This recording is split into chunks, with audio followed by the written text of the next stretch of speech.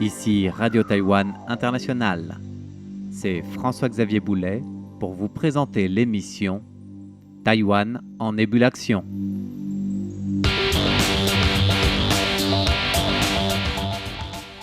L'univers de la traduction est totalement chamboulé par l'avènement des nouvelles technologies et notamment en grande partie celles qui s'appuient sur l'intelligence artificielle.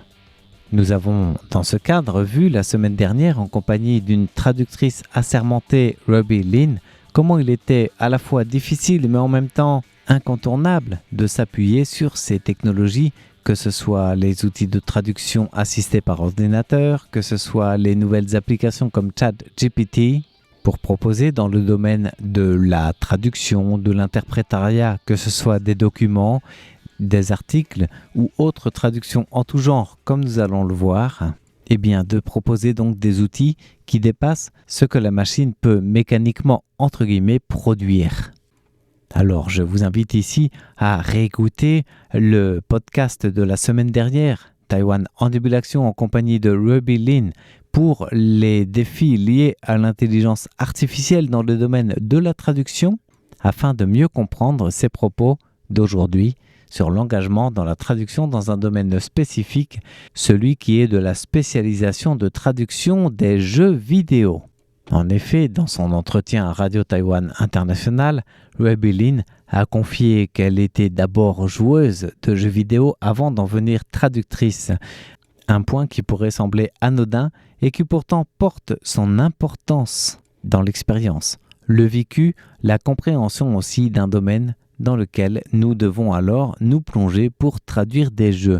C'est en tout cas ce que Ruby Lin nous confie aujourd'hui sur les défis, les atouts aussi de la traduction, parmi les secteurs les plus exposés en quelque sorte au développement des technologies de l'intelligence artificielle. Je fais de la traduction pour divers sites internet, mais aussi pour l'actualité média.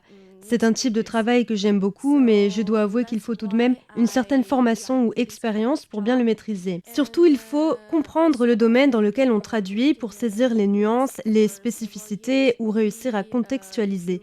C'est ce que j'ai découvert en me lançant dans la traduction de jeux vidéo. C'est donc mieux et même capital de maîtriser le domaine dans lequel on traduit. Si on traduit des jeux vidéo, quoi de mieux que de jouer avec pour mieux les comprendre, mieux en connaître les nécessités, les besoins, et par le fait même dépasser la simple traduction mécanique, matérielle, mot pour mot.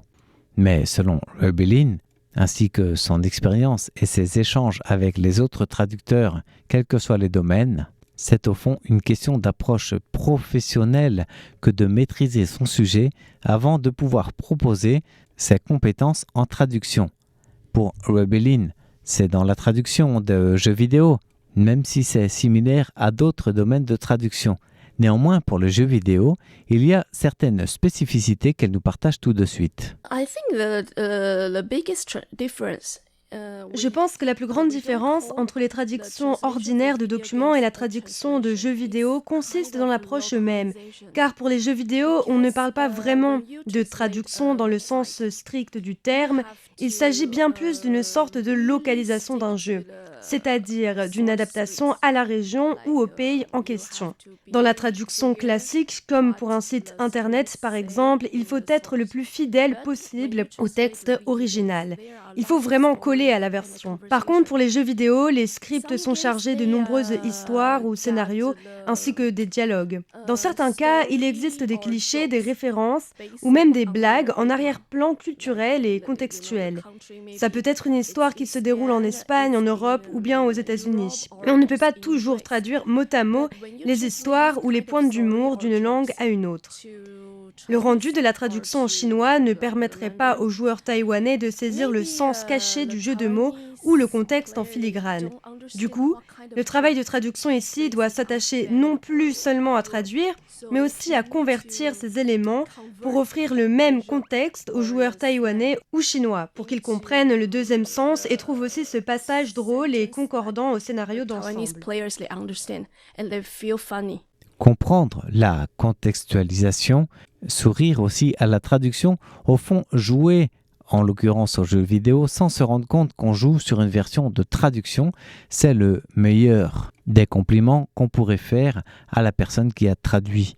Car se fondre dans la masse, c'est justement témoigner d'une certaine régularité, c'est-à-dire de ne pas mettre en avant le fait que cet outil est un outil d'abord traduit. Et pourtant, dans la traduction, les défis sont nombreux. Les menaces sont également très présentes. En fonction des langues, évidemment, on le sait, l'adage latin le dit depuis des millénaires, traduire, c'est trahir. Tradurre est trahire. Mais en même temps, il faut absolument contextualiser, adapter une traduction parce que la traduction, c'est aussi un service à la personne qui va utiliser ce que vous proposez. Qu'il s'agisse d'un document, d'un site internet, d'un jeu vidéo ou autre, votre traduction est une adaptation toute tournée vers un public visé, vers un consommateur visé. Du coup, la question de l'adaptation est aussi une question de localisation, en quelque sorte, en fonction du public visé.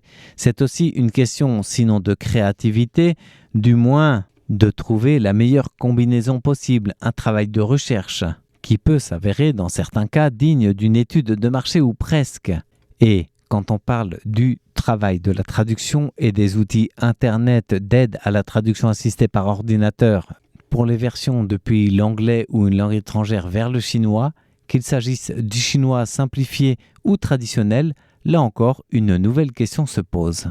Et pour notre invitée, Ruby Lin, traductrice assermentée qui manie un peu les deux en fait, cette question est plus légitime que problématique.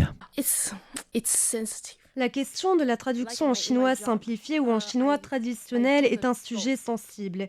Je peux être amenée à faire les deux dans mon métier. Parfois, certains clients veulent seulement une adaptation d'un script depuis le chinois simplifié vers le chinois traditionnel. Il y a aussi la question du tarif, qui n'est pas le même d'une version à une autre. Mais ce qu'il faut savoir, c'est qu'une adaptation du chinois simplifié vers le traditionnel, ou dans l'autre sens aussi, nécessite une part de conversion, car il existe des expressions et formulations très différentes entre les deux. Il ne s'agit pas seulement d'une différence d'écriture des caractères. L'exemple le plus classique que l'on donne est le terme désignant une pomme de terre qui est totalement différent en Chine et dans les régions qui utilisent le chinois traditionnel. La compréhension peut donc changer, même si convertir tous les caractères chinois du simplifié vers le traditionnel peut suffire à comprendre, mais ce n'est pas de la traduction. La responsabilité du traducteur est justement de trouver l'équivalent et l'adapter au public visé. Our job is to adapt them into the terms that all known for the Taiwanese. Nous touchons là justement la corde sensible qui fait que les traducteurs n'ont pas une crainte en fait d'être remplacés par les outils comme ChatGPT ou autres, aussi performants soient-ils. Le traducteur doit d'abord en amont faire tout un travail de recherche pour contextualiser, pour adapter, pour interpréter et donc personnaliser aussi en quelque sorte, n'ayons pas peur des termes, sa traduction en fonction du public visé, en fonction de la demande du client qui lui demande de traduire aussi. Ce qui fait que l'avenir de la traduction, de l'interprétariat n'est pas directement menacé par ces outils de traduction, d'intelligence artificielle, de dialogue ou d'interprétariat simultané comme ChatGPT, mais au contraire, qui doivent en tirer profit avec leur épingle du jeu à mettre en valeur le petit plus qui fait qu'ils sont originaux, indispensables, voire différents. Et de cette diversité, pour Ruby Lin, qui s'est spécialisée dans les jeux vidéo par exemple et leur traduction en chinois, cela passe par une modernisation des traductions, par une adaptation au langage de tous les jours, utilisé par ceux-mêmes qui utilisent les jeux, donc les jeunes d'aujourd'hui, et leur langage évolutif, ce que la machine ne peut pas encore proposer. Dans le travail de traduction des jeux vidéo, en plus du contexte du jeu, il faut maîtriser la manière de parler des jeunes d'aujourd'hui et des nouveaux mots ou expressions qui sortent tout le temps et que l'on retrouve tout le temps dans les dialogues des jeux. Toutes les mises à jour des jeux suivent souvent ces nouvelles tendances. On doit donc absolument se tenir au fait de tous ces changements de langage. Et au fond, ce n'est pas qu'une question de langage, mais aussi d'information en continu du domaine dans lequel vous prétendez proposer vos services, ce qui est logique en tant qu'interprète ou traducteur, tout en ajoutant un œil nouveau, le vôtre, que, encore une fois, la machine, aussi intelligente et autonome soit-elle, ne saurait proposer. C'est en tout cas la ligne de crête sur laquelle marchent les traducteurs-interprètes qui utilisent les outils d'intelligence artificielle et les technologies d'aujourd'hui pour ajouter une valeur ajoutée à leur travail sans se limiter à une simple copie de l'automatisation. Merci de votre écoute. C'était l'émission Taïwan en ébullition, présentée par François-Xavier Boulet pour Radio Taïwan International.